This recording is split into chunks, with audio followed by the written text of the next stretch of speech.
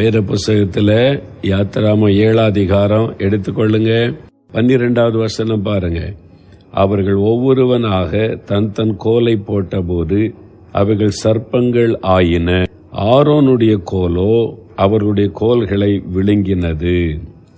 இப்ப ஆரோனுடைய கோல் சர்ப்பர்களை எல்லாத்தையும் விழுங்கிட்டு ஒன்னொன்னா விழுங்கினா இப்போ எல்லாம் போச்சு. இந்த சர்ப்பத்தை நீ கையில் எடுன்னு ஆரோன் கையில் எடுத்தா கோலாய் மாறிவிட்டது. இப்ப மந்திரவாதிகள் கையில கோலே இல்லை, கோலை இழந்துட்டாங்க. அது மந்திர கோல் அப்படின்னு சொல்லுவாங்க. இப்ப அந்த கோலை இழக்கும்படி செய்துட்டார். சாத்தானுக்கு சில வல்லமை உண்டு. நீங்க இதை பார்த்து பயந்துடக்கூடாது. நீங்க தொடர்ந்து பார்த்தீங்கன்னா அடுத்தது தண்ணீரை அடிச்சு மோசே அவருடைய கோலை வைத்து தொட்டு ரத்தமாய் மாறிவிட்டது. எகிப்தினுடைய மந்திரவாதிகளும் கோல் வச்சு அடிச்சா தண்ணி ரத்தமா மாறுது. அவங்களும் ரத்தமா மாத்திட்டாங்க. அப்போ பார்வோன் பாருங்க, எங்க ஆள்கிட்டே வல்லமை இருக்குது பாருங்க அப்படின்னு சொல்லுதாய் சொன்னார். அதாவது தண்ணீரை ரத்தமா மாத்திட்டார் மோசே. உண்மையான வல்லமை இருக்கணும் என்ன பண்ணிருக்கணும்? ரத்தத்தை மறுபடியும் தண்ணீரா மாத்திருக்கணும். அப்பதானே மோசே பயந்து இருக்கணும். இவனுக்கு அதுல இவனுங்களும் அடிச்சா இருக்கிற தண்ணியும் ரத்தமா மாறி போகுது. அவ்வளவுதான். ஆனா தனக்கும் வல்லமை இருக்குன்னு காண்பித்து கொண்டே இருந்தாங்க.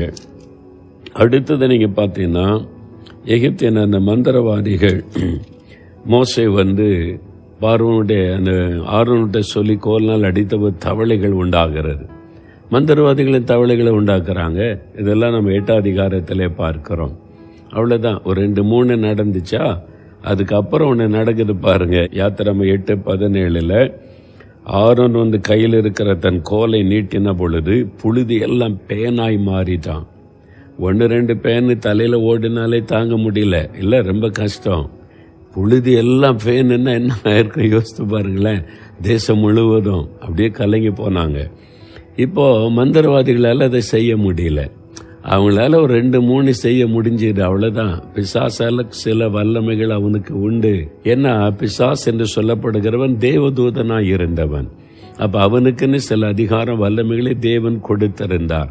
அதை பறித்து கொள்ளவில்லை. அதனால அவனு சில காரியத்தை செய்வான். அதை பார்த்துட்டு அது கடவுளோ என்று நினைச்சு நீங்க பயந்துராதங்க. அது நம்முடைய வல்லமையுடைய பெருசோனிலாம் நினைச்சிடாருங்க.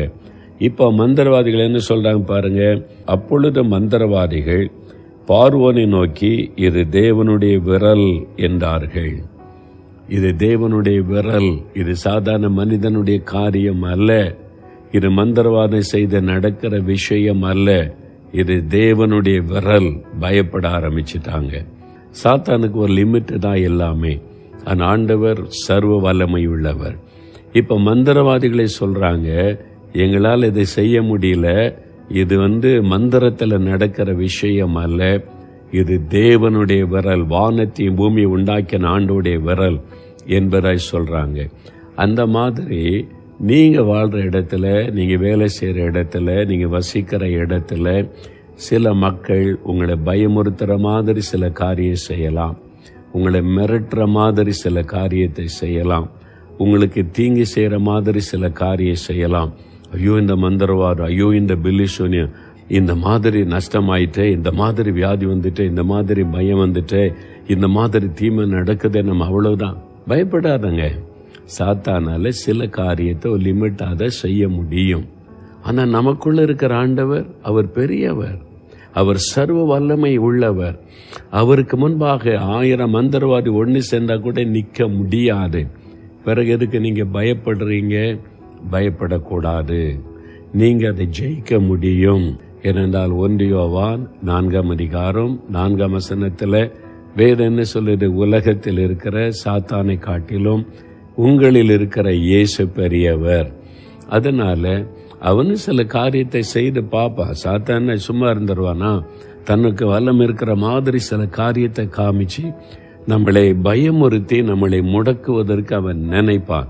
நீங்க தைரியமா பயப்படாம இருங்க. உங்க குடும்பத்துக்கு ஒரு சேதமும் வராது. உங்களுடைய பிள்ளைகளுக்கு எந்த ஒரு பாதிப்பும் வராது. கர்த்தர் விட மாட்டார். அவனை காட்டிலும் நம்ம கூட இருக்கிற இயேசு மரணத்தை ஜெயித்தவர். பிசாசு நம்மளை பயமுறுத்தி நம்மை வீழ்த்துவதற்கு அந்த மாதிரி காரியத்தை செய்வான். நீங்க பயந்து அதை நம்புனீங்கன்னு வைங்க, ஆமா மரணம் வந்துடும் அவங்களும் சொல்றாங்களே, அவங்க சொல்றாங்க இவங்க சொல்றாங்க, அப்போ மரணம் வந்து பயத்துக்கு இடம் கொடுத்து அதை விசுவாசித்துட்டீங்கன்னா நீங்கள் விசுவாசித்தபடி உங்களுக்கு நடந்துரும்.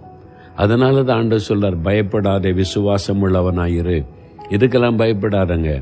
நம்ம கூட இருக்கிற ஆண்டவர் பெரியவர், மந்திரவாதிகளை நடுங்க பண்ணினவர்.